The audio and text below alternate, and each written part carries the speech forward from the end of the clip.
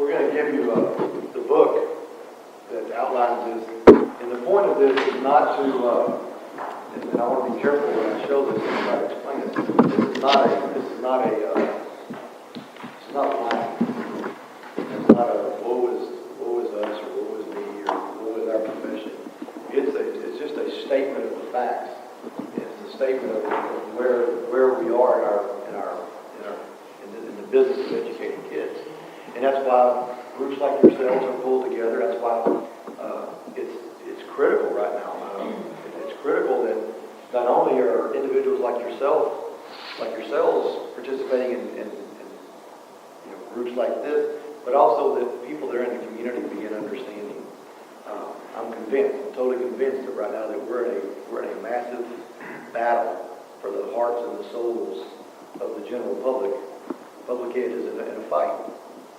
And I believe it's a national treasure. Public ed just in general is a national treasure that is an easy target right now. And so what I'm trying to do by showing this video is just paint a picture of all the things that are going on. It's we're gonna show up tomorrow. We got almost 46,000 kids will be here tomorrow, and they're not worried about all that. We have to deal with that. But as he says, we don't know anything. We know that we can't do it by ourselves. And there's a lot of opportunities for people to participate. So that's just an idea. Any questions or comments on that video? Great. I would have never have thought. It really gives perspective on what responsibility. And I found myself saying in conversation, well, we have to prepare our students, and certain curriculums should be taught in the school system and whatnot. And that's not necessarily true. And there is so much pressure on our teachers and our schools to produce in a limited school hour, just policy, not even curriculum. Most telling statement he makes, in my opinion, up there is we haven't had a single day this year. 6 days, that's incredible. Yeah. The high school calendar, the high school schedule we have right now is probably the high school schedule you followed when you were in high school. And so we have to figure out how to overcome that. Mike? I'm not sure people who are not involved in education understand where this burden falls on the teachers. I know my wife is at school just about every night till 7 o'clock. And she gets there at 7 o'clock in the morning. And when she gets home at night, she's got phone calls to make. Mm-hmm. And there's all the accountability that goes along with that. And I don't know how to get that word out, because I talk with people in politics all the time who are targeting the school systems for all the failures and the weaknesses. And I say, just follow my wife around for a week. If you keep up with her, we'll talk. Yeah. And she's not, it's not just her. I mean, it's all the teachers. They're doing that. Every one of them have the same pressures and the same responsibility. But I do believe we're in a fight for public sentiment. I do. I think one of my responsibilities and my role is to fight to make sure we don't lose the public sentiment or allow it to be taken any more than it's already been taken. And so obviously I can't do it by myself. And so hence here we are. So with that, one of the areas that was mentioned, and we'll turn this over to Natalie if you want, perhaps in the last 10 years, nothing more within public education has impacted what Mike is referring to as life more than accountability. Okay? And that was one of the things that came up over and over again, the things that y'all were interested in learning more about. And Natalie is our Director of Accountability and Testing. 10 years ago, 15 years ago, that job didn't exist. The position did not exist anywhere. Now we have people that all they do is look at the results, look at test results, look at yours, look at yours, look at yours. Where are you weak? Where are you weak? Where are you weak? Let's figure out how we're going to communicate with the teacher and work with the teacher to address those areas that you're weak in science, or you're weak in math, or you're weak in English. We have people that are dedicated to that, looking at numbers. They're as close to psychometricians as we have in our system. We've got a good one. Alief has a good one. So with that, I'm going to turn it over to Natalie Martinez and let her talk to you a little bit about accountability and what all that entails. All right? So Natalie. I'll start off with good news as well. Accountability is my passion. I love my job, and not many people can say they love accountability, but I do. And the good news right now about my year is I get to present about accountability 45 times to 45 different schools, and every teacher gets to hear that same message, and that's important. We do accountability meetings every year, and we've done them for probably 5 or 6, 7 years, but we've always done it with the leadership teams at the schools. And then it was very clear to me, the principal told me, Natalie, you've got to say that message to everybody. It's got to be clear. We had a new assessment coming up, we have a new accountability system coming up, and so that's what we did. That's what we're doing right now. So my day is full of meeting with teachers and helping them understand the accountability. And part of that conversation is all about community as well. And we talk about what do we hope our community realizes about these results. And I very excitedly get to say, I'm meeting with them, so I'll tell you what they say. So I'm very excited about that. Accountability is part of my job, but assessment is also a part of my job. So all of the STAR assessment, EOCs, and TAPs still go through our department. So I'm going to start off with a quiz. If you open your packet to the first page, this is not an individual quiz. You can help your neighbor out. There are 4 questions that I want you to answer. Front and back, right? Help your neighbor out. 1 through 4.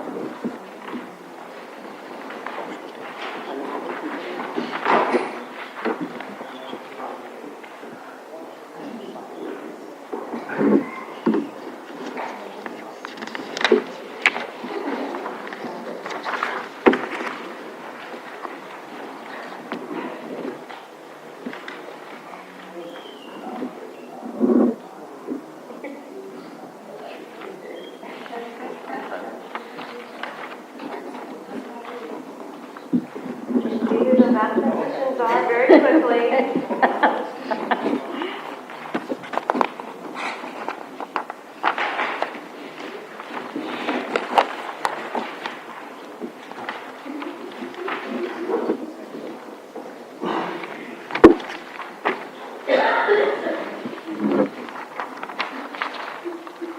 If you're stuck on number 1, turn over to I want you to get the full idea of what my point here will be, right?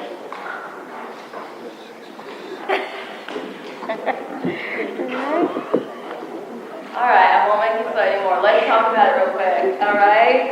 Take a look at question number 1. What's the answer? A, right? A. It's not a trick, it's A.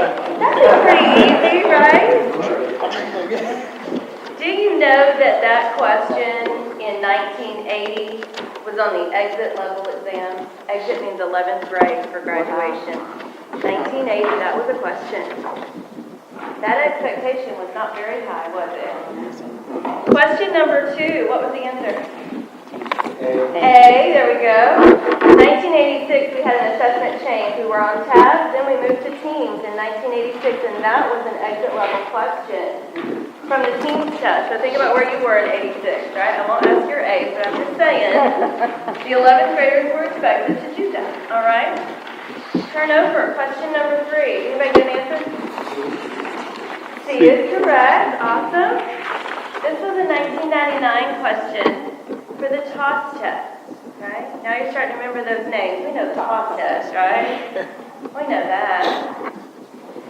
Question number 4. Ouch. I stopped when I read central angle. I thought, I don't even know where to start. I think it's like one of those side orders. Right? And I teach math. I mean, my background is math from middle school, not high school. I think you have to Do you see in number 4, that was a tax question, 2003. The progression of our assessment shows that the expectation increases. At which number? Number 4. Number 4 was 2003. Wow. Right? That was a tax test. We know tax. What was the answer? And the answer was B. We're all like, what's the answer? If you want to go quiz someone, the answer was B. Pretend like you figured it out yourself.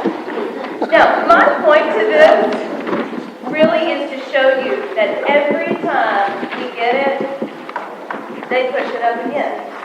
And then we learn that expectation, we exceed that expectation, and they push it up again. They being the state. The state is creating this, all right? On number 3, what year was that? That was 1999 for number 3 on the TOS test. Okay? Now, accountability is huge because it is in the news. Take a look at these headlines. Mixed results, right? Districts fail. Failing AYP report. School struggle. That's hard for educators to see because we know we are working hard. That's tough. It didn't stop, right? We still got Texas school struggle. They're talking about the whole state. We're all struggling. Falling short. It continued, right? It didn't stop. They loved it for a little bit. That word fail was all over the place. And that was difficult for us to see. Patricia Hart came and interviewed Mr. Chambers, and she actually got a good one. That was a good one. She understood. She took the time to listen to what was going on, and this one was good, right? It really explained what was going on. And not everybody gets that. Our agenda is very clear today. Number 1, where have we been? We'll do a very short, where have we been? I teach math, so my history lessons are very short. But I want you to understand where we come from. And then I want to show you how we perform. In the total adequate yearly progress, AYP, what does it look like? What does it mean? All right, so it's very simple. Your pop quiz was really just meant to show you that they continuously up the ante for us. And as soon as we get it, they up it again, right? All right, let's take a look in your handout. Going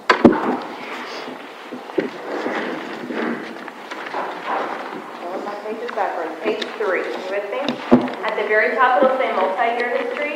Now, this is a report from TEA. You can look this up for any district or any school that you're interested on. It's all public knowledge. You can just go on the website and find it. I'm going to pull it up on big screen for you, but you have it in front of you as well, okay? This multi-year history really takes us from 2003 all the way to 2011. That was the history of TAP, right? That's the one we just came out of. So when we look at this information, you'll see across the top, 2003 to 2011, and on the left-hand side, you'll see all of the content areas that we assessed and the subpopulations that we are held accountable for, okay? Now with Alief, I pulled up reading first, because I just wanted to show you a couple of examples of where we were. There are 8,000 numbers on that piece of paper. I don't expect you to look at them all. But I'm going to show you how to read the report, and then you can look at any content area you want to, okay? So on the reading, take a look. In 2003, we scored a 65%. That means only 65% of our kids could pass the test in 2003. That's not cool, right? Because I see your faces going, wow. But look what happened by 2011. 89% of our kids could pass the test. Now, what do you think they did when we started getting 89? They changed the test to STAR, right? Yeah. My son is in 3rd grade, and I'm fairly confident that he will graduate under the STAR system, right? But my daughter's 3, and she won't, because they will have a new system by the time she gets in. A harder system, right? That's how it works. We did well. Now, this was cool to look 65 to 89, but here's something even more important. Take a look at this. The difference between our highest and our lowest subpopulation in 2003 was 21 points. That's a lot. The state forces us to put kids into categories, right? And we get it, we have to do that. But in Alief, we know that regardless of what category you come to us in, you're here to learn, and it's our job to figure out how to get that. By the time of 2011, we decreased that 21 now down to just a 6-point gap. We still got to work on it because we want 0. All kids learn, right? But when we talk about closing the achievement gap, that's what we're looking at. Not only do we need more kids passing, but we need to close the gap between our highest and lowest subpopulation. Take a look at science. I won't go through all content, but I just want to show you these two. In 2003, 31% of our kids could pass that test. That's tough. By 2011, we figured it out, right? We did a lot of collaboration. We did a lot of good PLCs, learning communities, professional development. We figure out what we need to do differently, and we get it. 2011, we were up to 80%. When we look at our sub-pops again, because I want to make sure that we pay attention to that, look at that difference between 22 and 54%. In the end, our high to low will still show a 10-point gap, so we need to work on it. We need to work on the 6 too, right? We're paying attention to that to make sure that kids are learning. Ask me questions here. biggest shift in Hispanic from 3 years. Large percent off. As far as percent passing, Yeah, from 2003 to 2001. I don't know a whole lot about what was going on in Lockrell for 2003, but I know that now we have a department that focuses on language development. I know that we put a lot of attention on vocabulary. I know that the instruction has changed there. And we had to learn that. We had to figure out what we do differently. Because they are learning their language, but at the same time, they are learning their content. So they have to do both at the same time. And that's difficult. And not to say that all Hispanics are there, because I don't speak Spanish at all. But not all Hispanics are in that category, but you follow me? Okay, yes. How is economically disadvantaged defined?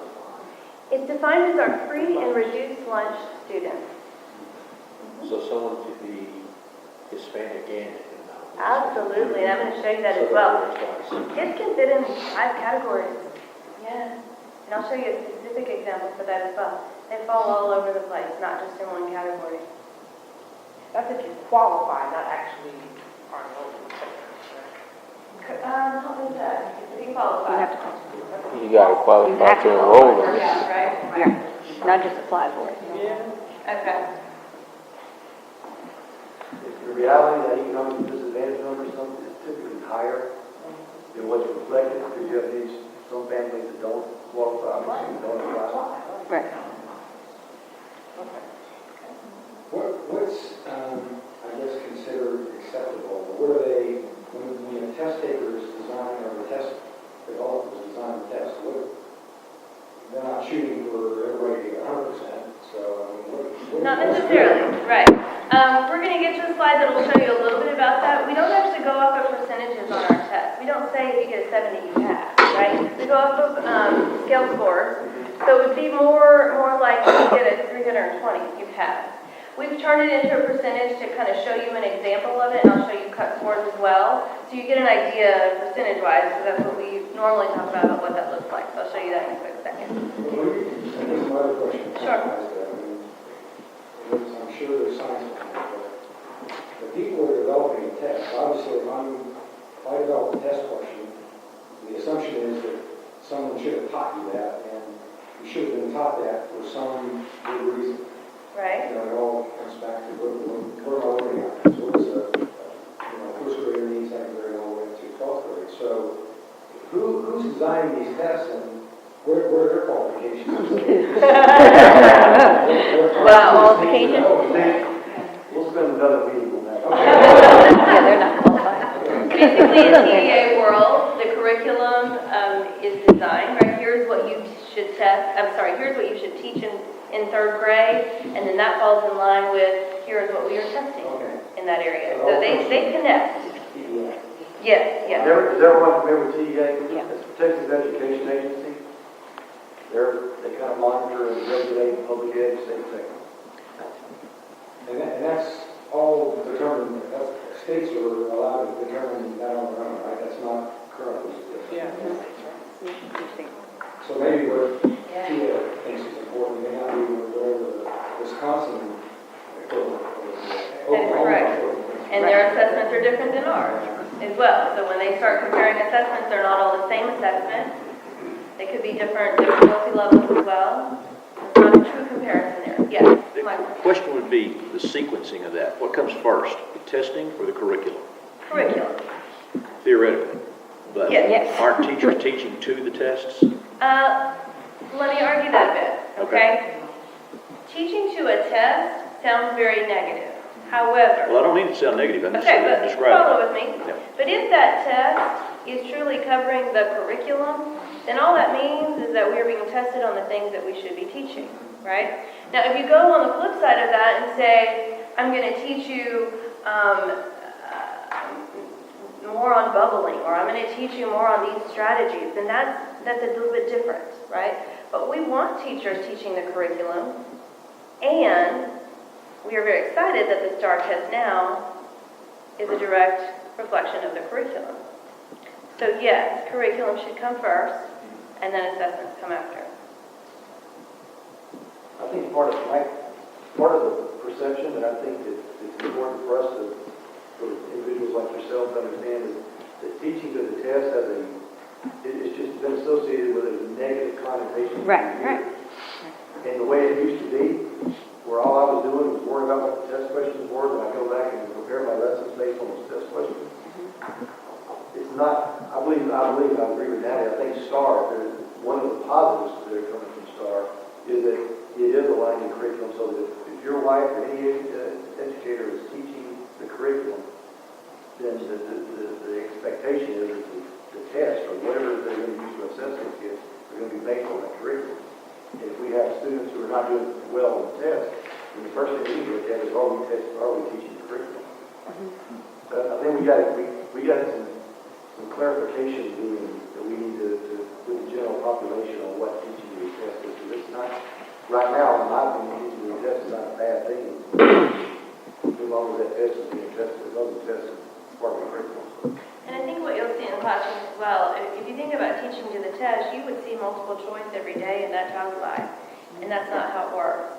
We want to see the open-ended questions. We want to see the students thinking. We want to see them collaborate with others. We want to see them do projects that all kind of come back to, if I can do all of that, I can do this assessment as well, because it's all built into the curriculum. All right, now, the information we saw in that multi-year is all about state accountability. But there are really two systems that we're held accountable for. One is the state, and one is the federal, right? Now, in the state system, everyone gets excited about that one. That's the one that's mostly publicized, right? At the end of the year, schools and districts wait for their rating. Are we going to be a recognized district? Are we going to be exemplary district? That's what we wait for, right? In 2012, there were no ratings. There were no ratings because there were no standards. For a long time, they couldn't tell us what passing was. They couldn't tell us.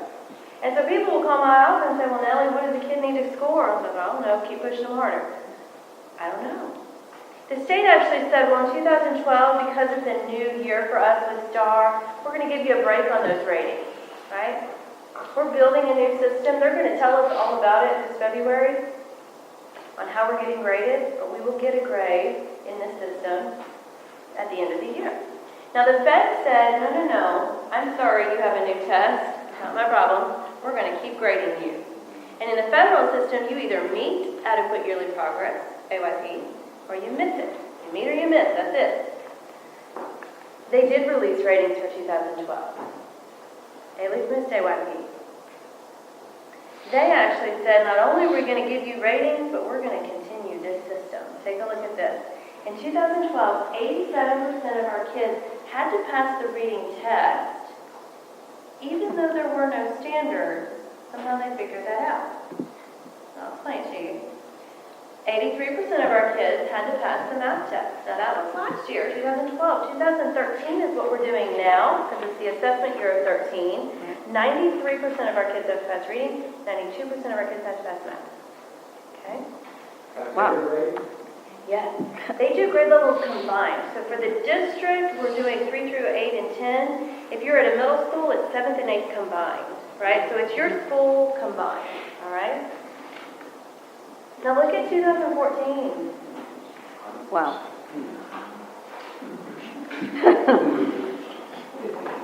And when I'm at the schools, I say, anybody retire in 2014? They're all like, man, I'm not, I gotta count my kids. They're not ready yet. I gotta stay here. Yeah, that is the expectation from the Fed. In 2014, 100% of our kids will pass the test. All right? That's tough. Now, there are some safety nets that we use that can help us get around that, and I want to explain those to you as well. But bottom line, that's our expectation. We got to get our kids there. Okay? So let's take a look. I kept telling you there were no standards, right? They didn't tell us what passing was. Instead, toward the end of the year, a bridge study was done, a study, on our past scores, meaning statewide scores, and they said something like this. They said, well, on the math tax test, and this is actually a 5th grade example, on the math tax test, if a kid scores a 64, it was a passing score, okay? They equated that to the difficulty level of STAR, and they said, well, on STAR, then if they score a 44%, they're a passer. Wow. Wow, right? People did this? The state did this for a federal purpose. So we had to get AYP, right? Right.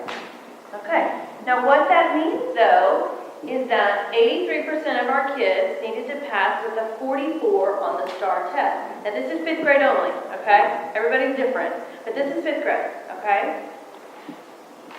Now, that was for 2012 only, right? So they gave that to us, but that was a standard for 2012. Standards will increase. Not only does that 83 turn to a 92, right? Because now 92% of our kids have to pass the test. But that 44 will also change as well. But they don't know what it is yet. Right? They don't know yet. Not released. So again, people call my office, hey Natalie, what score are we looking for? How do we need to push? You keep pushing. Because it's not about accountability when you push your kids, it's about pushing them to the next level regardless of where they are. You keep pushing, right? So that's tough because we don't have a lot of answers. In your handout, take a look at page, I'll put it in there for you. Let me see, I'm thinking I didn't. I surely did not. Page 4.5. Here are cut scores. No, we accidentally left off. There are cut scores for each grade level, so I'll get that to you and we can get that out of you, sorry. That show you what each grade level had to get, right? And it'll tell you kids had to get 14 questions out of 40 questions. So you can turn that very quickly into a percent, right? And figure out what each grade level was. Because they're all different. There's not a consistency there, okay? All right, let's keep going. Now, as a district, we are evaluated on grades 3 through 8 and 10. In high school, the feds worry about 10th grade only, okay? As a district, we missed AYP, but more specifically, we missed it in reading. And even more specifically, we missed it in LEP, limited English proficient students, right? Our students who are learning the language. But even more specifically, we missed it because of this 2% cap rule. There's a Fed rule that's called the 2% cap, and that's basically why we missed it. So I want to explain that to you as well. Now, this was our first year to miss AYP. They always look at consecutive years. This is our first year. And basically, the feds say, we're going to slap your hand on the wrist. We're going to publicize it in the news. We all hate that. But they're not watching us. They're not telling us what to do. They're just saying, I know you're going to do better. We'll see you again at the end of the year. Okay? Cypher is in the same boat. They missed it year 1. Katie's in the same boat. They missed it year 1. We're not alone there, but it's still difficult. So we are working through figuring out how we're going to get out of this. Are funds tied to this evaluation, federal dollars? Federal dollars are tied to that, and they don't take money away initially either. So in the beginning, once you start missing, not your first year, you'll receive money actually in the beginning to help support, right? But yes, most definitely all connected. Take a look at this. This is how much we missed AYP by. Man, that's tough. That's tough to follow. We test over 21,000 kids for AYP purposes, right? So 21,000 kids are evaluated. We missed it by this. 200%. That's tough, right? Now, we missed it, I told you, because of a 2% cap. So I want to paint a picture of what that means so that you'll understand kind of where we're coming from when we say, man, that was tough to swallow. I want you to pretend that you're in this imaginary district. I am an Aggie, so just bear with me, all right? You go Aggies. Longhorns, bear with me. Now, I want you to imagine that in this Aggie ISD, there are 250 Lego men over there, right? In this 250 Lego men, there are 8 students here who needed to take a modified assessment. They are special education students who need a modified test. That decision came from an ARD committee. An ARD committee is made up of teachers who teach that child, administrators who monitor, and parents. They are all in this meeting, smart people making a decision that this is the right choice for this child. The feds, however, said, no, I'm sorry. You are only allowed to receive credit for 2% of your tested population. So mental math with me real quick. 2% of 250 equals 5. I'm trying to give you answers. 5, right? Okay, but we tested 8 of them, and they passed. But guess what happened? 3 of those are now counted as an artificial failure. You like that word? Artificial failure, because we are not allowed to receive credit for them. Wow. Because the feds say you are only allowed to receive credit for 2% of your tested population. If they do modified assessment. On the modified assessment, absolutely. This is all about the modified assessment, right? That makes sense? Wow. Okay. Now, I told you, however, that we missed it in left, right? And now I'm sitting here talking to you about special education. So let me show you how that connects. Here's one kid that we looked at. This child is special ed, but they are also left. They are also Hispanic. They are also economically disadvantaged, and they are also in the all category. So when that child becomes an artificial failure, they fail 5 times across our accountability system, Wow. right? And they didn't fail the test. We didn't receive credit for them, okay? That's tough to swallow. We missed AYP, not because our kids couldn't pass the test, but because we couldn't receive credit for them. Now, we have a lot of work to do. No lie. We celebrate for 3 seconds, and then we move on, and we keep going. But this is hard to swallow because there is a rule in place that doesn't allow us to receive credit for all of our kids that actually pass the test, and that's what makes it difficult, right?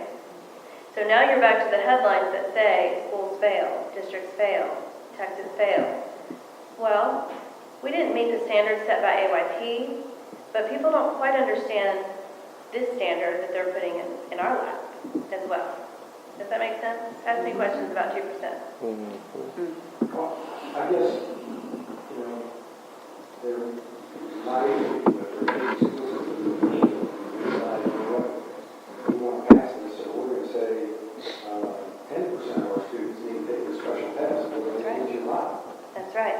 And that was the purpose, Yeah. right? That was the purpose of the 2% so that we don't just give the easier test, right? Right. I will say in Alief probably 2, 3, 4 years ago or so, we took a look at this 2% cap and we made a huge push in our special ed department. And in our department, we identified kids who took the modified test that did really well compared to TAC. And we looked at schools and said, these kids will move to the regular test, right? And clause came out because that's difficult. Right. That's difficult, right? I am telling you, I don't even know the kid. I know the kid's 4, but I'm telling you, Put him. I believe in this kid. Look at this data. Look at this data and let's try to move. We did, right? And as a district, we did that. And this forced us to do that. But then at some point, it becomes imbalanced, right? We have pushed and pushed and pushed our kids to the highest test possible, and that's what we always say in accountability. You give them the hardest test possible. And we still miss it by this. So we'll continue to push, right? We continue to look at those kids. We continue to push them to the next level. That's what our job is to do. Okay? Other questions on that one? So if you have been 3%, you would have passed. Yes. Yes. Right. Yeah, right. What is the 2.2. thought process on the 5% cap on the bid? I don't know where the two came from. I honestly don't know where that number came from. But the thought process was just, as Stephen said, that we want to push kids to the harder tests. And we don't want districts to just hang back and say, no, I'll give you the easy ones and then No, they'll pass. I'm saying that even the Fed would only accept 5. Oh, I follow you. So what is the thought process there?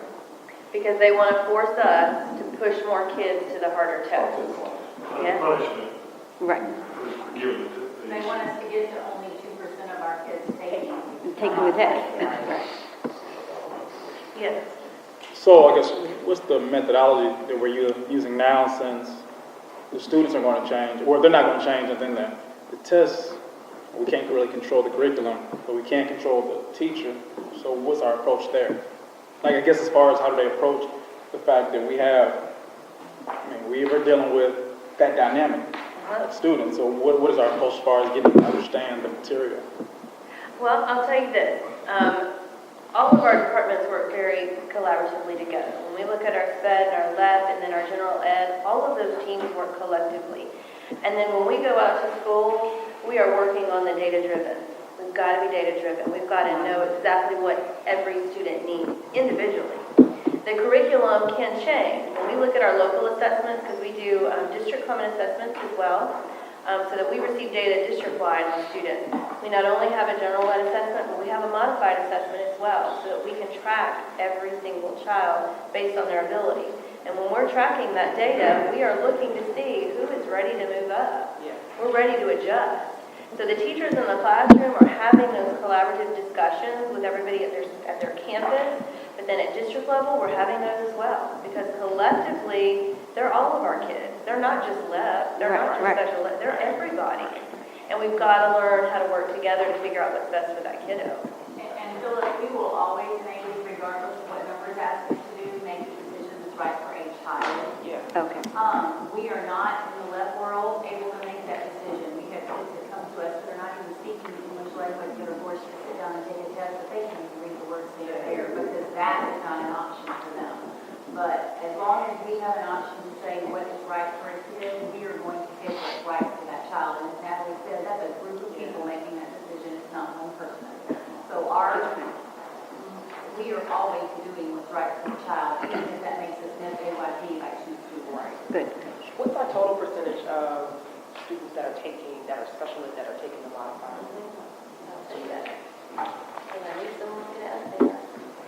For the math modified, we had 3.5% of our students taking a test. So we had 94 artificial failures in math. Wow. In reading, however, we had 3.9% taking. We had 221 artificial failures in reading. And in reading is where we missed it. Right? But that's district-wide. That's district-wide. Only 3.9 in reading, 3.5 in math.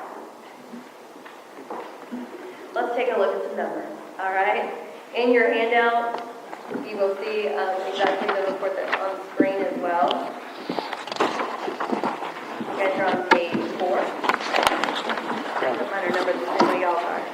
We changed it a little bit from the campus presentation, so I'm going back and forth to make sure I'm on the right track. All right, I'm going to show you on screen, but you can follow along in either area. Take a look at line 1, just shows you this is the adequate yearly progress report. This is what we get from the state. Row 2 shows you all of the subpopulations that we are held accountable for in the federal system. In row 3, you'll see that this is all about the performance in reading, and I'm really only going to focus on reading today because that's where we missed, and I want you to understand that part. In line 3, I want you to look where it says AYP target 87%. Circle that 87%. 87% is the target. That's what we had to beat. That was our standard, right? Now look in line 4. Line 4 says what percentage of your kids met. So look on line 4 and find any number that's below 87 and mark it with a dot or a circle.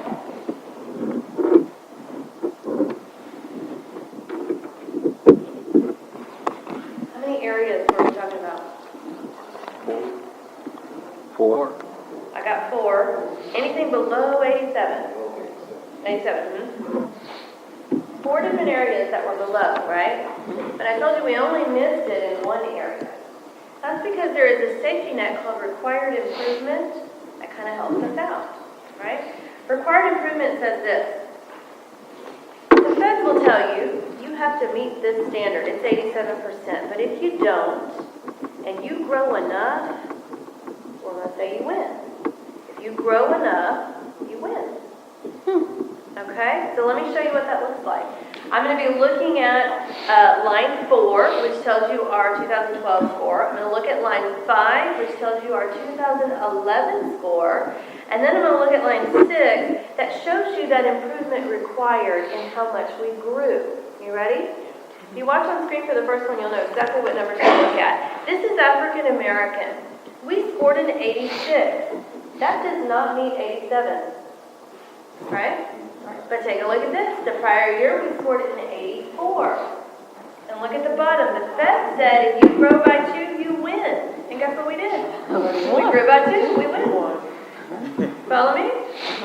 Let's go to the next one. Our next stop was on economically disadvantaged, free and reduced lunch kids. We scored an 86. That does not hit the 87. But look what happened. Prior year, we scored an 84. Fed said if you grow by 2, you win, and guess what we did? If you grow by 2, we win. That's required improvement. Take a look at special education. We scored a 71. Prior year, we scored a 68. The Fed said if you grow by 3, you win, and guess what we did? We grew by 3. Couldn't have planned it better. Well, actually, I could have. We got one more. We scored an 82. Prior year, we scored an 81. Fed said you need to grow by 2. We actually only grew by 1. That's where we missed it. Wow. Follow me? But why did we miss it? We didn't miss it because kids didn't pass the test. We missed it because we didn't Artificial credit fail. the kids on Artificial that fail. modified assessment. Right? That's huge. It is important for us that you guys understand that. It is important to us because we most certainly are advocates for our district. We know the hard work that goes into teaching our kiddos. And then when it comes out in accountability, media doesn't understand that. They understand fail. Right. That's tough, okay? That's tough. Now, growing enough is actually a calculation, and it's over there on the right-hand side of the screen. So let me just show you what this means. Because remember, in reading for 2013, now 93% of our kids have to pass, right? And when I look at, I'm sitting at an 86 for African American, a jump from an 86 to a 93, that's huge. That makes me nervous. But let me tell you what that calculation is. So I'm going to ask you to do mental math with me. That means I call it a calculation, you respond back to me, okay? So let's try. I'm doing the calculation on the right-hand side. I'm using African American as an example. So what is 100 minus 86? 14. 14 divided by 10 is? 1.4. Which rounds to? 2. Oh, wait, oh, 1, thank you. Yeah. 1, right? So instead of an 86, if I get an 87, I win. Required improvement. Okay? Eco-dis is the same number, so let's jump to special ed with a 71. What's 100 minus 71? 29. 29 divided by 10 is? 2.9. Rounds to 3, right? So instead of a 71, I need to get a 74, and if I do, I win.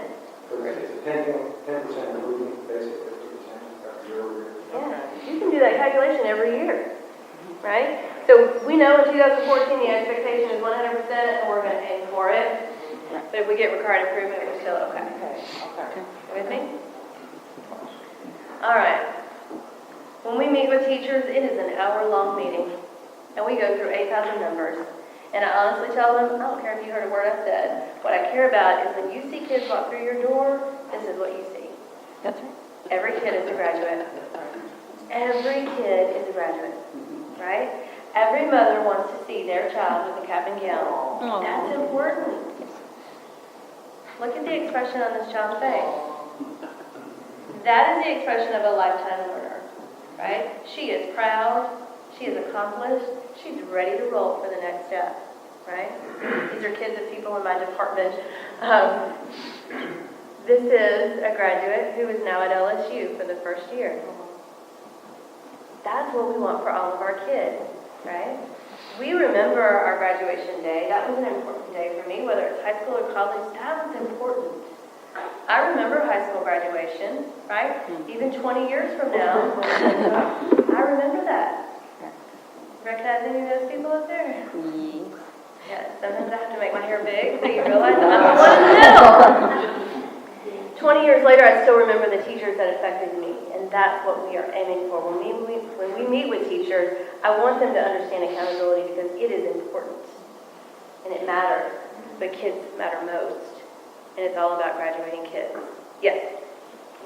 Looking at this, the one number that jumped out the most to me was really another economical disadvantage. It looks like 83% of the student population is like free and reduced lunch.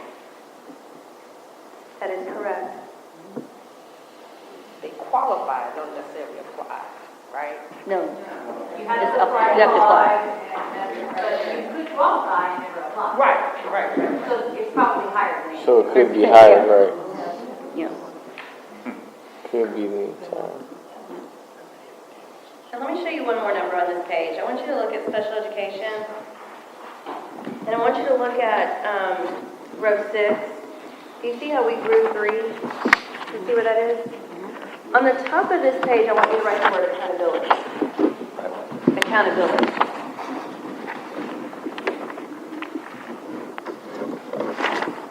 This page is all about accountability. So what that means is our artificial failures are counted in this report as a failure.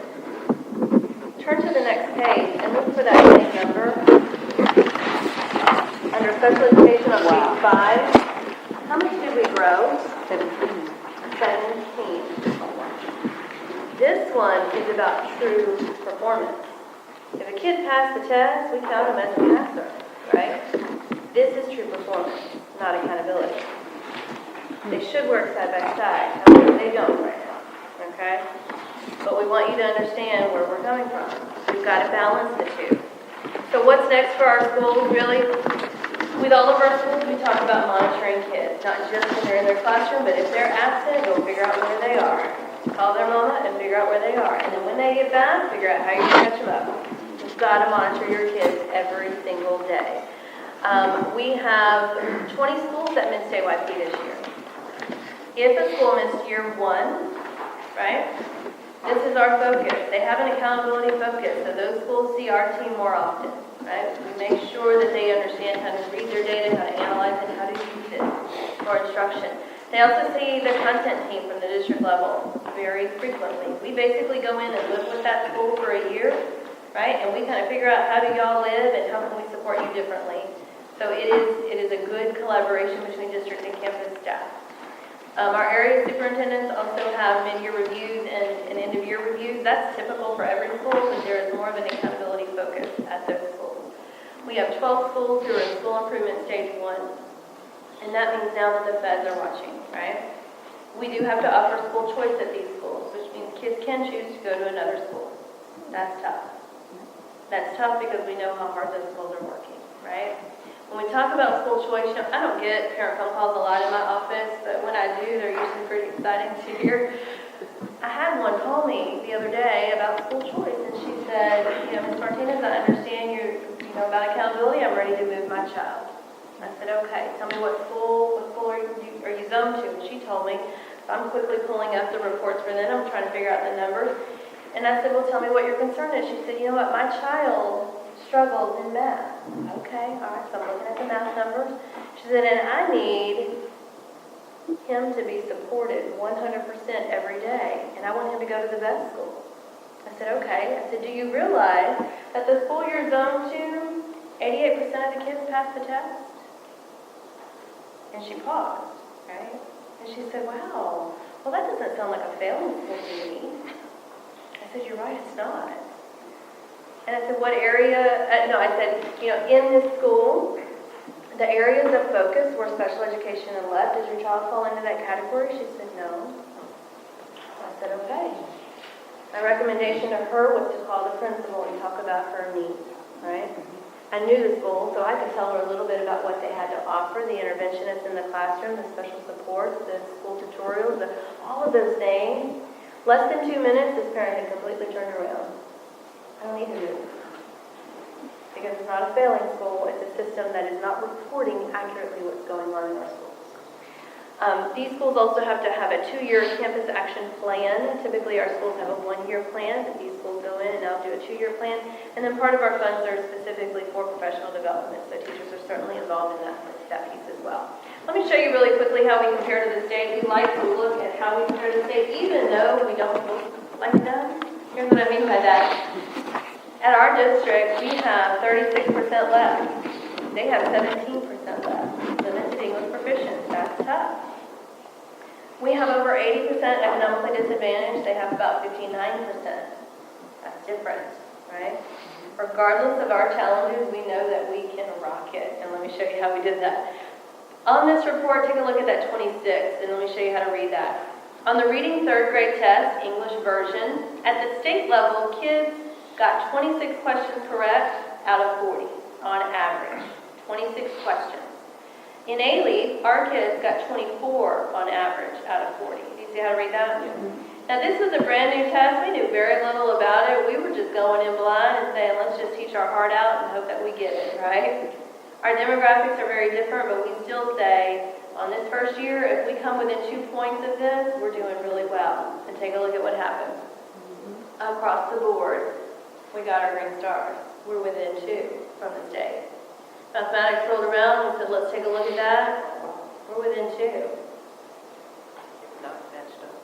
And that doesn't mean that we don't have work to do. It means we're in line with what the state is doing, even though our children come with challenges. It doesn't matter. We teach them. Right? We have faith in our kids, and they are strong. We also looked at writing, science, and social studies. Almost all the way across the board, we got our green stars. That writing test was difficult. It was. It completely changed, right? We went from a 1-day test to a 2-day test. The format was different. Everything about that test was different. I'm math, so I can't tell you how it was, but it was different, right? So we have some work to do there, and we certainly are looking at that and trying to figure out what's going on there. Now, EOC is the end of course. That is the STAR test in high school for our 9th and 10th graders. And then our tax test didn't actually go away because our 11th and 12th graders are still under the tax system, right? So they will graduate with tax. But it's our 9th and 10th graders that are on the EOC track. So we looked at those stars as well. When we looked at, I'll show you this very quickly, when we looked at these scores, we really wanted to know as well, not only how do we do with the state, but how do we do with districts around us that are demographically similar. So you'll notice we pulled 5 districts. Some of them are not too hard to figure out what they are. But we wanted to see, are we similar to them? Now this was unofficial data, just with my friends in different districts that report data out. And when we looked at that, here's what we found. We thought we were really struggling in reading and writing, but we actually ranked as the leader within those districts and ranked 2nd. We still have work to do, but we're getting there. Algebra 1, we ranked 3rd, biology tied for 2nd, and World Geo, we were the leaders of that as well. Okay? So we certainly like to compare, but we know that we celebrate for about 3 seconds and then we move on, because we got to keep going, right?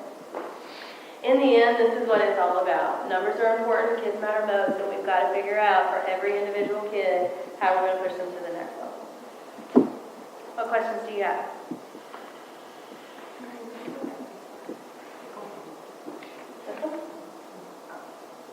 That one. Okay. You can answer these questions. Yes. I'm trying to come to grips with a lot of information we had tonight. HD said there's going to be 46,000 kids that are going to come in here tomorrow, so multiply that by 1.2 parents or whatever, 60, 65,000, population maybe, a couple 100,000 maybe. So that's a big number. And I see, good representation of the school here, and I see another good representation of the community. Well, we would be completely, bowled over by 46,000 kids coming in here or talking to their parents. So the scope and the size of this is commendable to have this community outreach, whether it's parents or business people or whatever. But it seems like it's and the message is important. Right.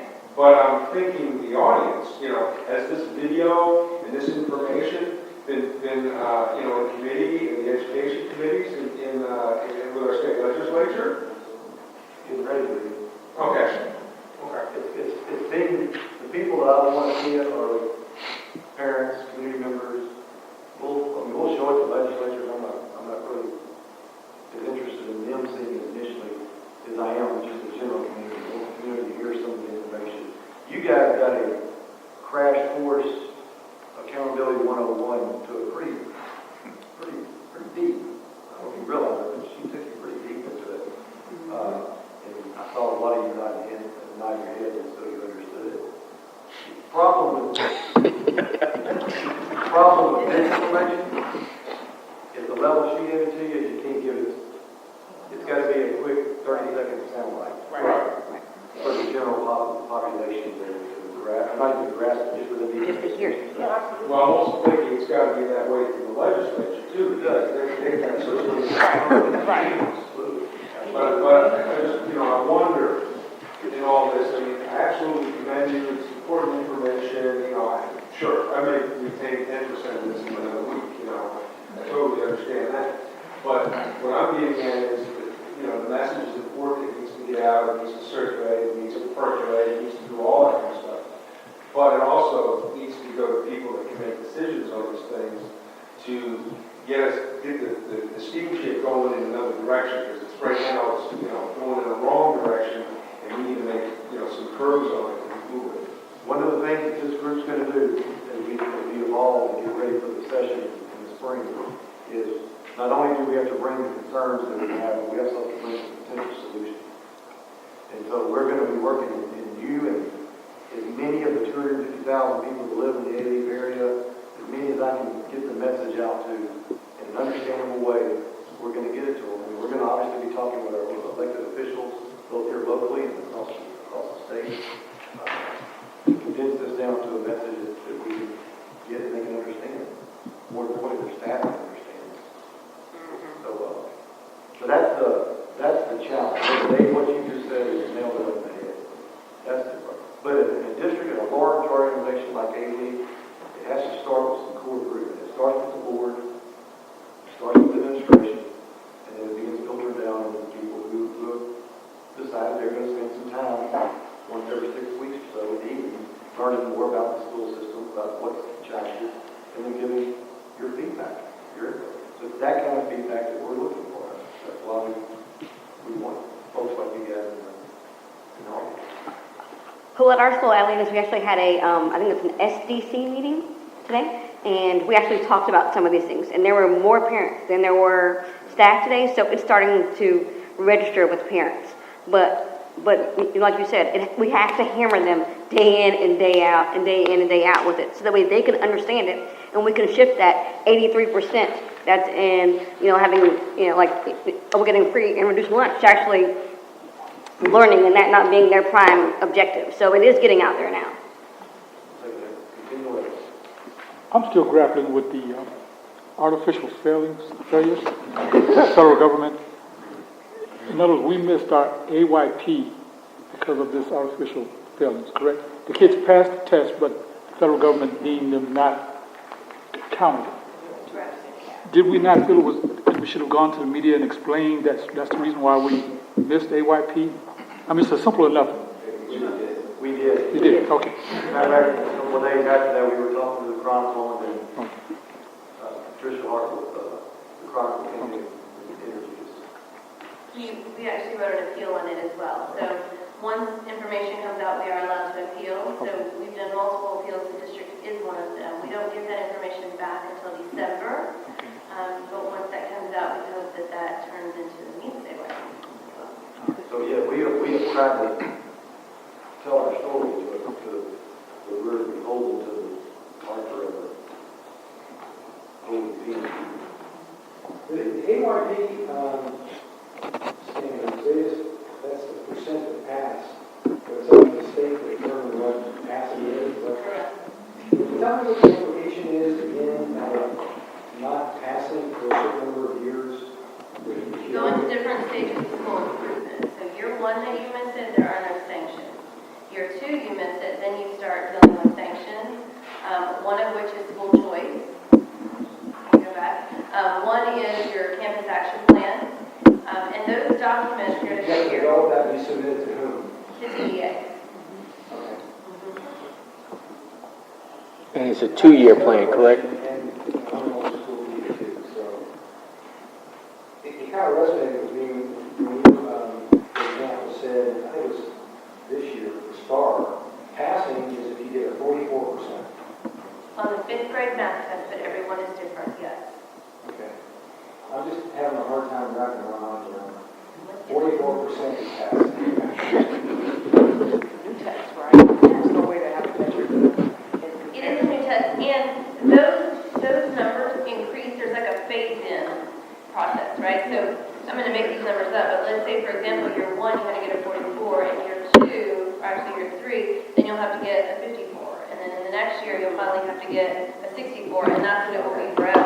Does that make sense? So there's a phase-in, because as educators, we have to know the new expectation and kind of figure that out as well, and how to change our instruction for the kids. Well, I guess that's more reasonable. Most college grading scales, if you get 16 or above, you at least get a D, you get a 60, so that's a pass. But they will increase, we just don't know. Okay, that's And doesn't that follow your pop quiz then? Yeah. You keep, and you're saying that your 3-year-old's going to have a different test. That's right. Absolutely. Sure.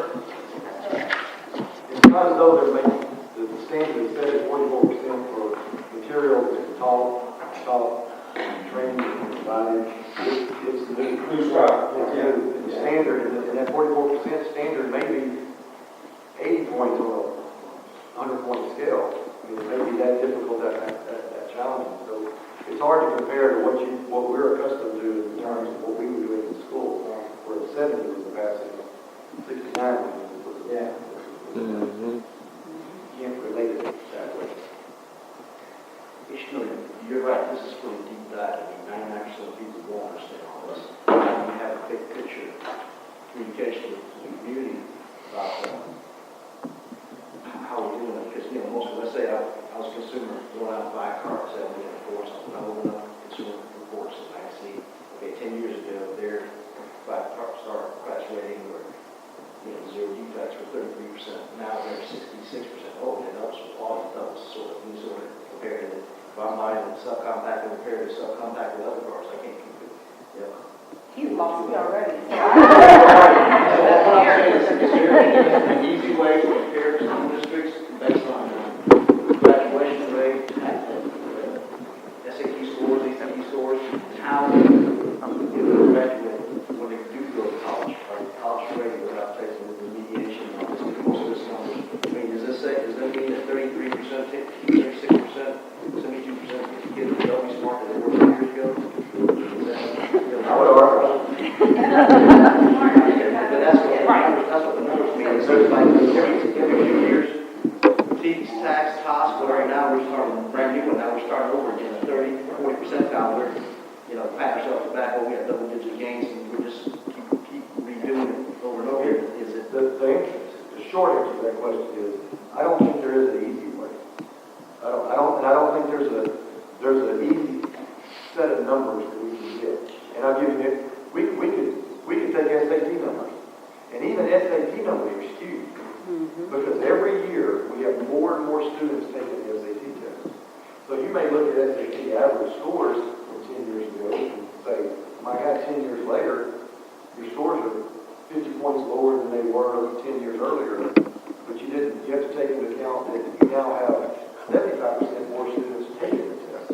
So anytime you raise the number of students participating in something, or you raise the number of anybody participating in anything, the percentages that are being successful are going to either stay static. It'll be very surprising when it increases. So in terms of what's the method and what do you communicate, how do you communicate it, I think you have to take what everyone else is compared to. In other words, take every school district and what they're being held accountable to, you're being held accountable to, and try to boil it down into a couple of sound bites. 2 or 3, 4 bullets. This is our graduation rate. If you're interested in how we compare to the state, this is how we compare. You may have to explain what a graduation rate is. This is what it is. How do our kids do in math and science? We give a score, all kids. You don't break it down into black, white, brown. You just give them a score. Here's how we compare. In my opinion, that's how you begin sharing the message. Right. And then you also have as many people in the community who understand a little deeper what we're providing. Many people out there who can spreading that word, sharing that message, talking to people who are interested. I wanted to add to that to say, wonderful, outstanding job. I mean, you always wow us with this. And I was sharing with Gina, looking at your faces as this information was being given, and I said, I guarantee you it's going to be difficult for you to walk out of here and know that those numbers exist and be able to explain that to someone else. It's going to be difficult, but here's the big takeaway. The fact that you know that they exist now, the fact that you know that there's a report, that you can begin the conversation. And that's how it began with me about 7 years ago, to look at the report and know that it exists. I may not be able to do a great job of explaining it, not like Natalie, but get someone else interested in it to kick off the conversation. That's the biggest thing that I would want to tell anyone walking away seeing this. And then begin to let them see the percentages, because a lot of times we're looking at percentages, but the question always comes back, compared to what? You know, I used to say, well, if the state only wants you to do 70%, hey, 70% was no good when we were coming up. Right. You know, but the point is, if you're outpacing the state, that means you're in alignment with that. The bigger picture is, it's up to the board to make a decision if they want to do 90%. That's something that your community decides. I mean, the community comes in and say, hey, we know the state is at 44%, but we want to see 54. You guys come and tell the board puts that as a priority, and that's how we begin to change some things. So the great thing is to have the conversation here, and I'm excited to see your faces as I see you bringing this information in. I challenge you to go tomorrow and explain this to someone. I'm going to get your phone number.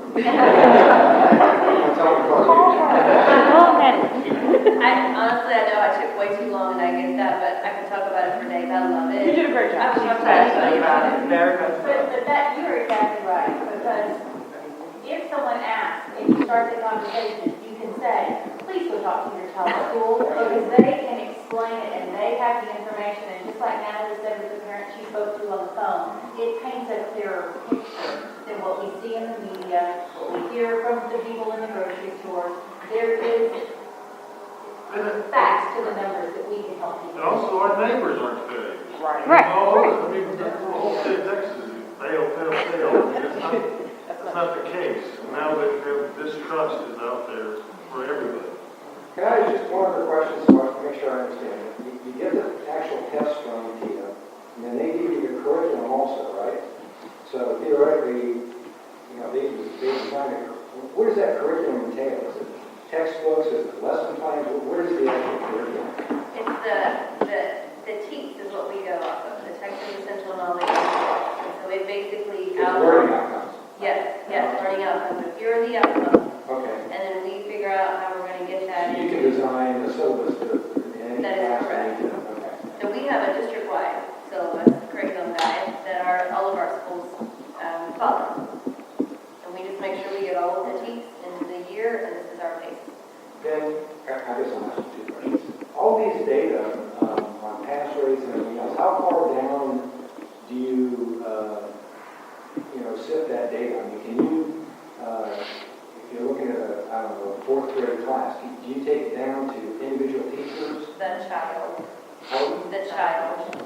We can do it by district, we can do it by campus, we can do it by teacher, we can do it by grade level, we can do it by child. So I would know if you were in my class, I would know exactly which TEACS you were weak in, and I would know that when that comes up in my curriculum, you are sitting in front row. They give tests during the year too, and they know that child as he progresses through the 9 weeks. I don't know how you all do classroom assignments, but if they're fairly, I would in special ed and, maybe leave get assigned to special classes. But if others are distributed fairly evenly, it would seem to me an important thing to look at is the performance of any individual teacher. If somebody is just really hitting home run, what are they doing differently than other teachers? Absolutely. And when we look at that, we're looking more at the growth of the child, not necessarily did you hit the mark, right? Because if you have a teacher with a whole group of kids who have never passed the test, and she gets them here, but passing is here. Sure. At 2%. So it's not as easy just to say what percentage of your kids passed. You've got to see how far did you grow your kids. It's a little bit different. Yeah. Who holds teachers accountable for doing the curriculum? Oh, for doing the curriculum. For following the curriculum, say. Lots of people. The principals for sure, but our content coordinators. Say again? Gina. Gina does, yeah. Our content coordinators are here at the district level. We also have specialists at the campus level who work with teachers. And so their classroom walkthroughs consistently, just watching and monitoring. Teachers are brought in to a collaborative session to talk about what are we teaching in the next couple of weeks and how are we going to present that information. So they consistently build with each other so that everybody is in line. And then to double check that, we have our district common assessments, right? So say after the first 9 weeks, we're going to test all of the first 9 weeks that you've ever plotted, or your scores start to go down. Then we, as our department, we start pulling out that level assessment data to say, here are our teachers performing? Where's the look? Where's the following? Then it comes to cycle again. Here's our walkthroughs to go make sure that it's happening. And those things that should involve special education. Absolutely. Sure. Absolutely. Oh, absolutely. assessments run through our department as well. But like I said before, all of these teams are working together. So when they meet in their POCs, for example, a teacher group, you also have the special representative in that group. You have the LEP representative in that group. So that everybody understands what that goal is. They're all working together on the curriculum, on the assessment, on the instruction part of it.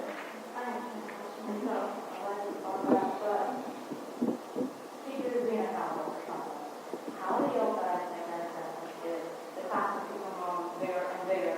When it goes there and there, you have a lot less time to focus with the student because some other kids right next to it, you know, not listening, not focusing, or hurting their somebody. So that happens because I have all the parents full.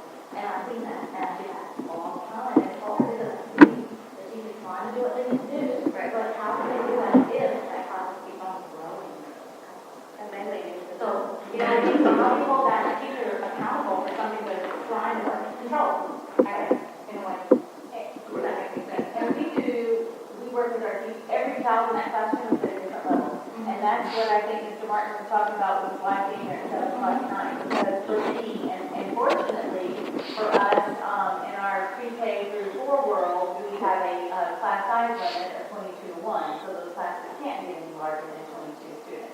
But even if you think of one teacher with 22 children, and all 22 of those children are at varying levels, that's very, very difficult. And Natalie was talking about, we start at pre-K. So that monitoring and that assessing of what's going on happens with our 4-year-olds all the way up to our seniors.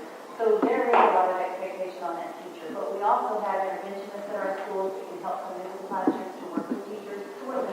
Teachers sit down and work with those kids. They have individual plans for kids. Absolutely. Well, my son is in special classes, and they have specialists that come, you know, they focus on certain things with them. But where do y'all make the decision on how many students are allowed in each class? Because I thought at one point it was like 18, and it grew.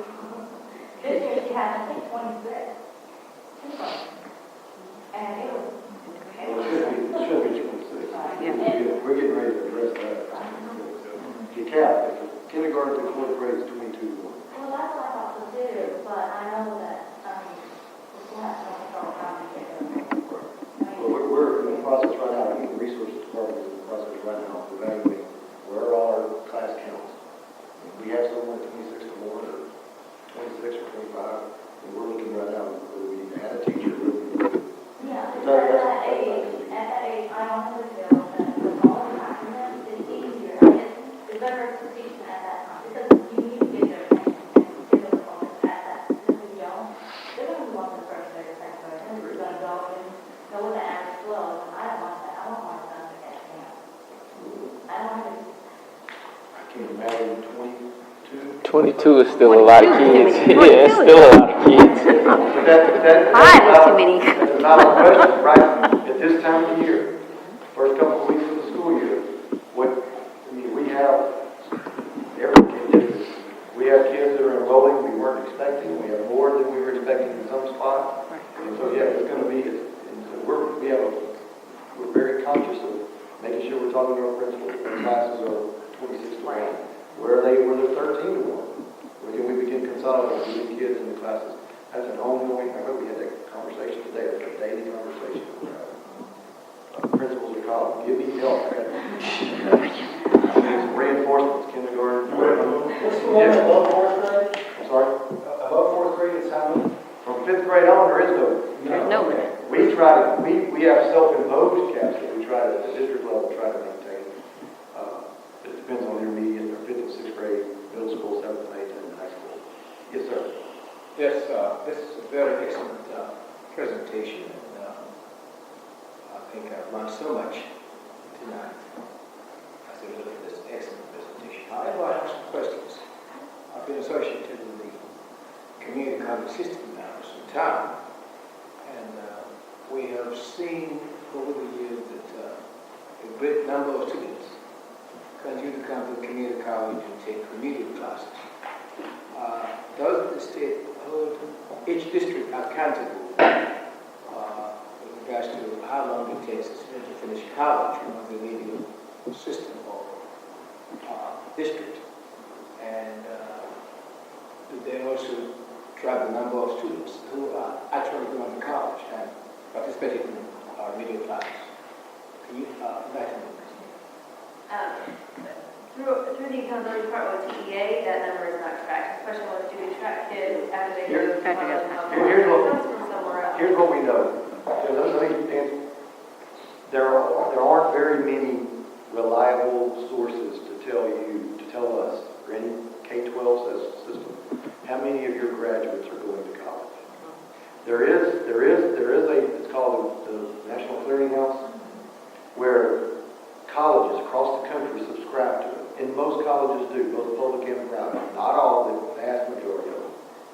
They report how many students they receive from Elsick High School, Hastings High School, or Alief ISD in total. The most recent information we have for our school district was the class of 2010, the graduates. We will have data on the class of 2011 probably this fall sometime, because it takes 12 months for it it just takes 12 months for you to get that data.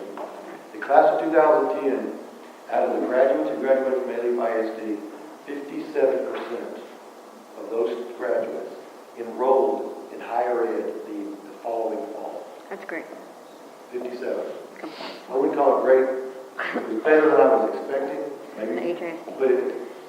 So 57%. We know that from the class of 2010. Because not all colleges were included in that clearinghouse, I would anticipate maybe another % higher of some kids who went to school that did not subscribe to the clearinghouse. So we may be in the ballpark of 58%. Now, after that, which I think is relevant, if not more relevant than that piece, is the number of students from the class of 09 who came back their second year. That number is 86%.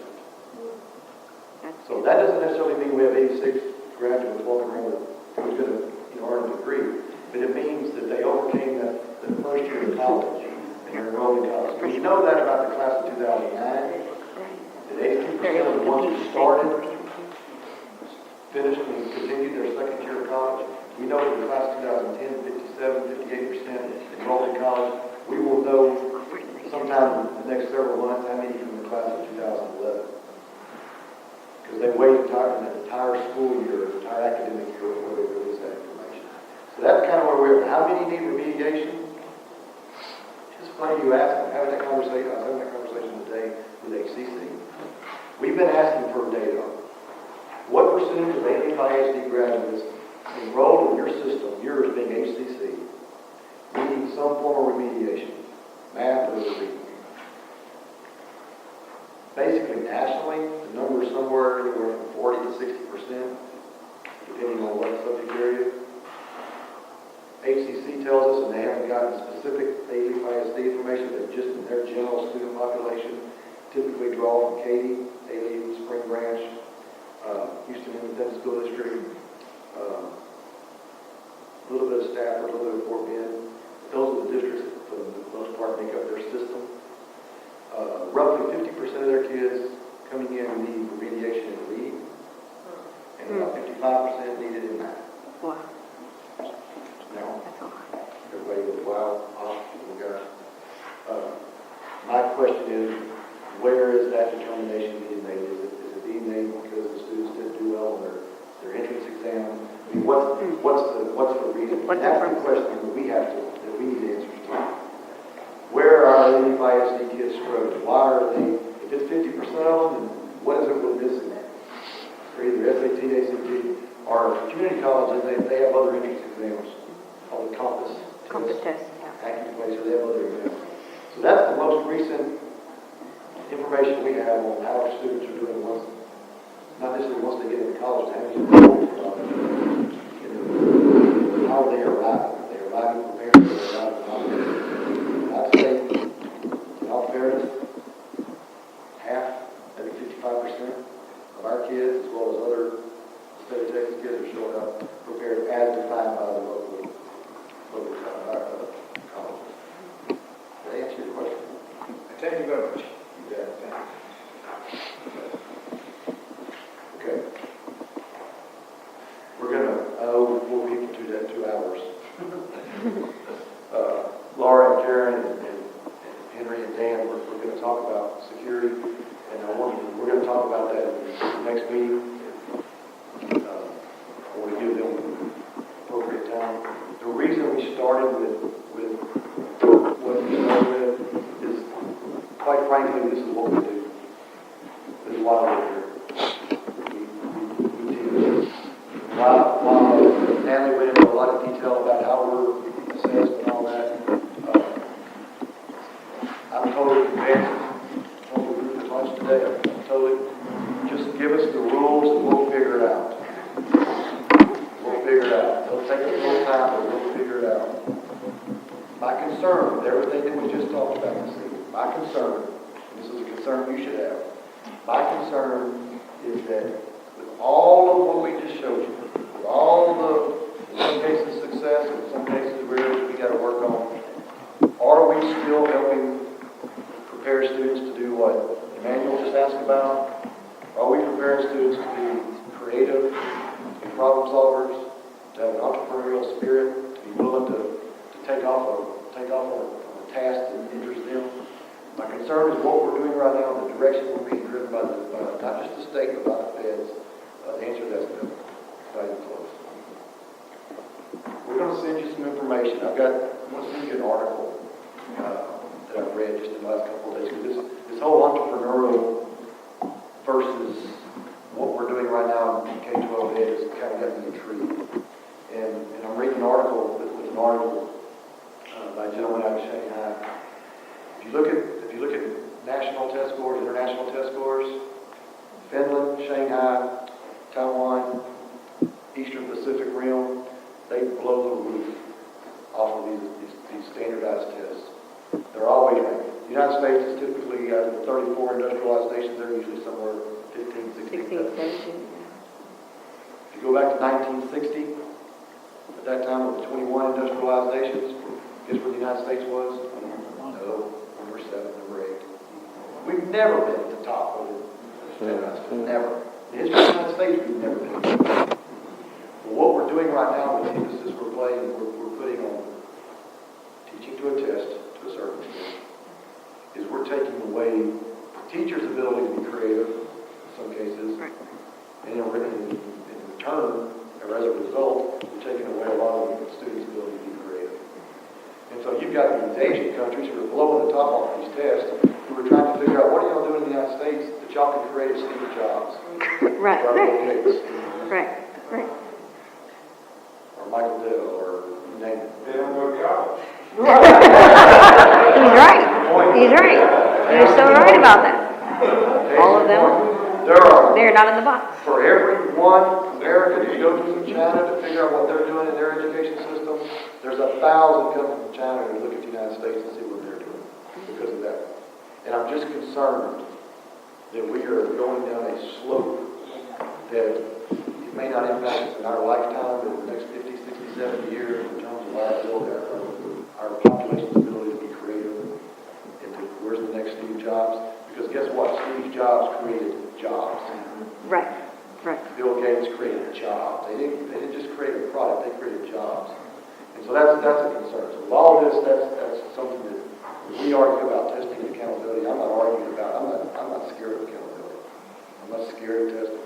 I'm scared of what it's the result of what's going to create. I think the community needs to be scared of it. Because I'm a parent. I'm really scared. We're going to, as I mentioned, I apologize to you guys in public. I probably took way more time than I should. But we're going to come back to the next meeting. We're going to spend time on, probably the next thing that's on people's mind is how do we make sure that we're trying to provide the safest, the most secure teaching environment we can for our kids. Are we perfect? No, but I will tell you one thing that we got been active for the last 8, 9, 10 years, and I think you'll be impressed and pleased to hear what's going on and how it kind of works and coincides with law enforcement, with security, like we have in the back of our mind when we say security, versus being proactive and trying to teach students how not to even get to that position. We work really hard at that. All right. Any questions? I have a comment. Go ahead. I know Amy was in the news recently. Yeah. For a couple of piles there, but I just want to say that I thought it was handled well from the district's perspective, and I thought it was done very well. So I Here, yeah, I was gonna end with that, yeah. A couple weeks ago, we took a couple of slows. Yeah. And, it happened. Right. It happened. We dealt with it. We didn't sweep it underneath the rug. We handled it. The teacher that was accused allegedly of having an inappropriate relationship and inappropriate communications, as soon as we found out about it, we fired him because we could. Turned it over to law enforcement. They handled Henry and their staff worked with the district attorney's office. I hated the timing of it. But it was out of our control. That's unfortunate. That's to adults and inappropriate relationships with the students. And then the other employees, part of it. I don't know what to say. I do know that Susan and Craig handled it as professionally as they could. And we told the meeting we had a plan in place. We knew it was going to hit. We told the board about it. I got we told the board 2-3 months ago. Just kept waiting for it to hit. But we had a plan in place, and we weren't going to ignore it. We weren't going to deny it. We were going to hit it head on, and hopefully, Romney or Obama will say something that would take them off of our case. Chase them. Anyway, all right. We have a number over. I told you last time I'd get you out of 8:30 every night. I'll get you out of here at 8:42. Charles has a question. We talked last month about moving forward.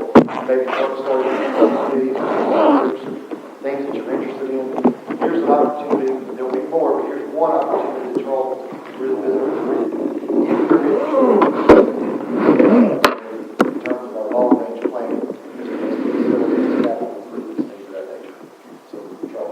Every year we put together a long-range plan document, and we've got it on our website. Basically, it's a 5-year projection of enrollment, facility needs to meet that enrollment, and then the financing necessary to build those facilities. When a district's really growing, like, say, Katy or Cy-Fair, that's an extremely difficult job to project what the needs are going to be and where to build the buildings and so forth. Alief's been pretty flat in enrollment growth because we're built out, like we talked about last time. So we're in a maintain mode. And I appreciate the comment on the facilities. We do our very best to take care of what we have so that we don't have to bulldoze and replace. But I tell you, at the same time, it takes a lot of money to do that. We had a bond referendum in 2003 for $175 million. We're down to approximately $34 million of authorized bonds that haven't been sold yet, stretched out over the next 5 years. We have needs that go beyond those 5 years. One of the board priorities this year is to take a look at those needs beyond those 5 years, along with everything we're doing in career technology and career pathways and all the relationships we have with ACC, and look at all the building needs and all the renovation needs that we can see out far, maybe as far as 10 years. And then look at ways to finance that. Not necessarily a new bond issue, or bond referendum, but trying to spend more of our general fund monies on that, or stretch out the types of renovations that we're doing. And I'd like to say also this time, because this group can pass along, the board just passed the budget, the tax rate, and they dropped the INS rate another penny for the second year in a row. And it was, when we're doing more with less, it's very feather in the cap for the school district and for you as taxpayers to pass that information on. So we were able to lower taxes for 2 years in a row at a time when we don't have enough money to afford a long-term raise. So what I would like to say to you is I need 6 or 7 people from this committee to be on the subcommittee to try and help identify those needs long-term, help prioritize it.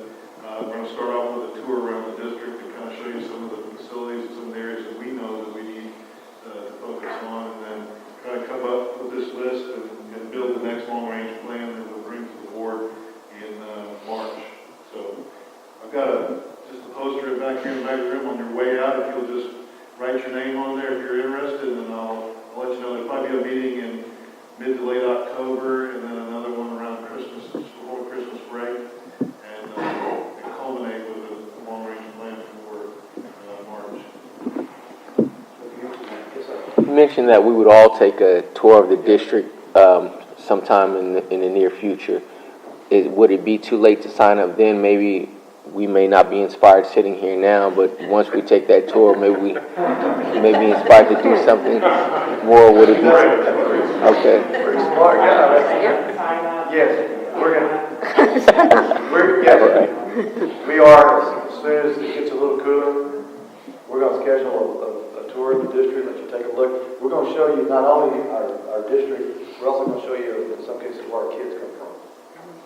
And where our students That's what's important. Where our students are coming from. So, yes, that's going to happen in the next month and a half. Okay. I would not let that discourage you if you want to participate. Yeah, I've already been advised by my counselor. Only need 5 or 6 of you. Don't do it without a decision. So, we'll go back to Wall Street. All right, anything else?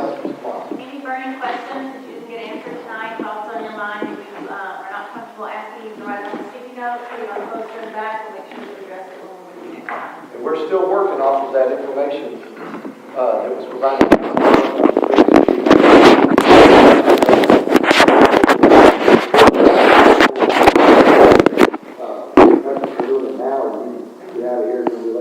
Obviously, just send us an email.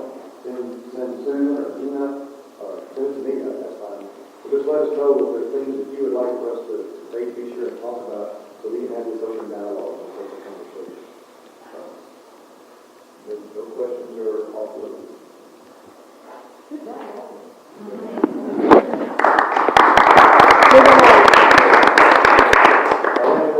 Same question I left the other night, if they're going to come back.